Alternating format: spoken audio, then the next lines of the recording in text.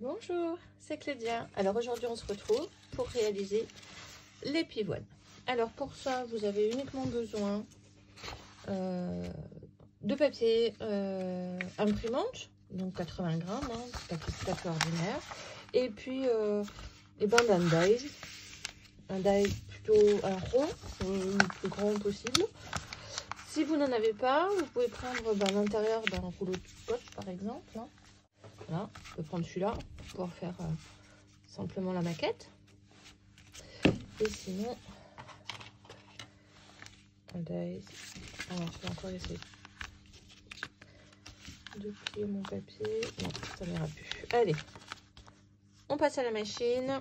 Et il me faut au minimum 4 papiers. Voilà. J'ai découpé suffisamment de ronds. Il m'en faut au minimum 4. Je vais en avoir un peu plus. 3, 4. Ok. Alors, pour l'instant, on va faire la pivoine avec des ronds comme ça, mais on va voir, il y a plusieurs variantes possibles. Une fois que j'ai fait ça, et je vais ancrer le pourtour de ces 4 papiers. Alors, je vais en faire des bleus. Et il faut vraiment être suffisamment, j'ai envie de dire, généreuse.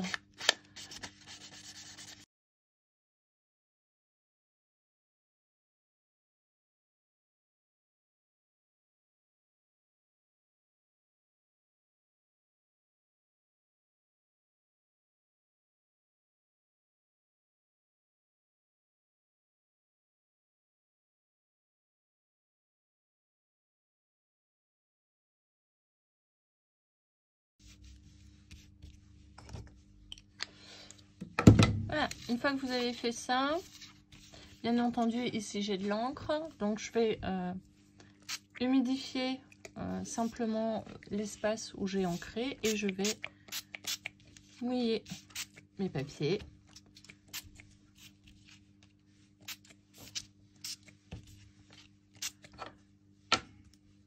Et je vais ensuite les froisser.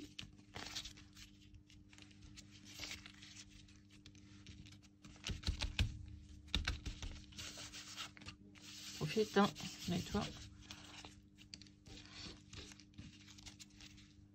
Voilà, une fois que j'ai fait ça, je vais simplement sécher mes papiers. Donc là, moi, je vais utiliser le pistolet à air chaud, le gun. Mais vous pouvez très bien les laisser sécher à l'air libre. Voilà qui est fait. Donc en séchant, le papier se rigidifie légèrement. Donc je vais simplement les ouvrir sans trop les défroisser, puisque c'est justement le côté froissé qui est intéressant, enfin qui est recherché. Hop, voilà. Et je vais simplement les superposer. Les 3. Et avec une attache parisienne, je vais perforer mes feuilles. Donc comme les feuilles ont été légèrement ramollies, souvent au centre c'est encore un peu humide. Donc c'est très facile à faire. Je ferme donc bien évidemment mon attache et je vais simplement refroisser légèrement mes feuilles. Et voilà.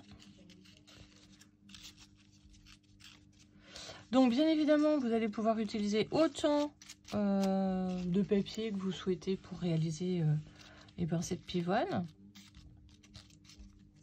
Donc moi j'en utilise 4 parce que la grosseur de mes ronds suffise. Alors pour accentuer l'effet bleu, vous allez pouvoir repasser légèrement donc sur le pourtour de votre fleur un petit coup de tampon.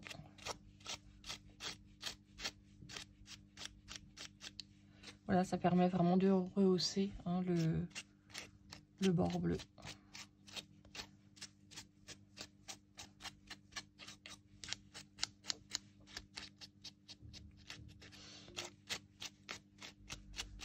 Voilà.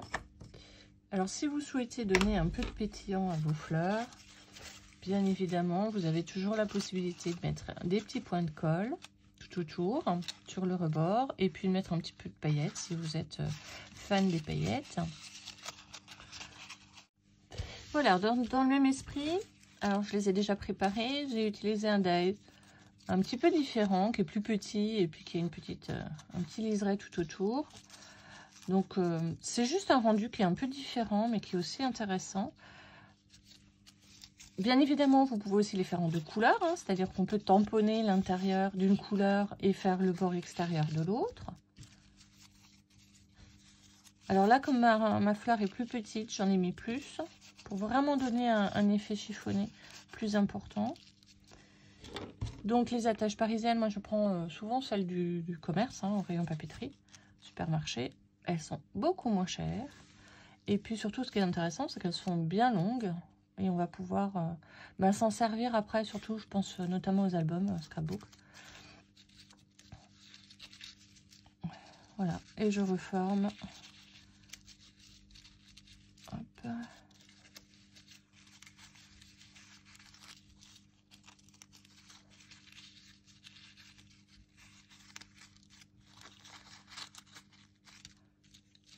Et voilà, une autre variante.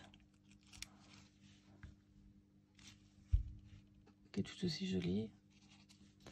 On peut bien évidemment les customiser, hein. On peut mettre une perle à l'intérieur plutôt que laisser en fait l'attache parisienne comme ça. On peut coller une perle dessus. On peut bien évidemment mettre un point de colle tout autour pour mettre un peu de paillettes si jamais vous voulez mettre de la paillette. Vous pouvez aussi utiliser une autre couleur, hein, faire des bicouleurs tout autour.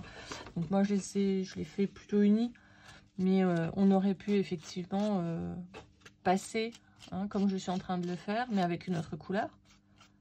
Voilà, si jamais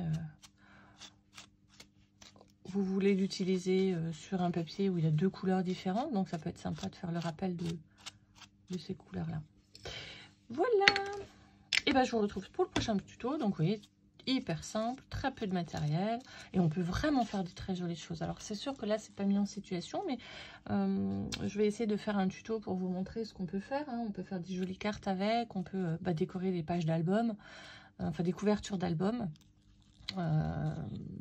et vraiment ça rend très très bien. Voilà, je vous souhaite un bon scrap et à la prochaine.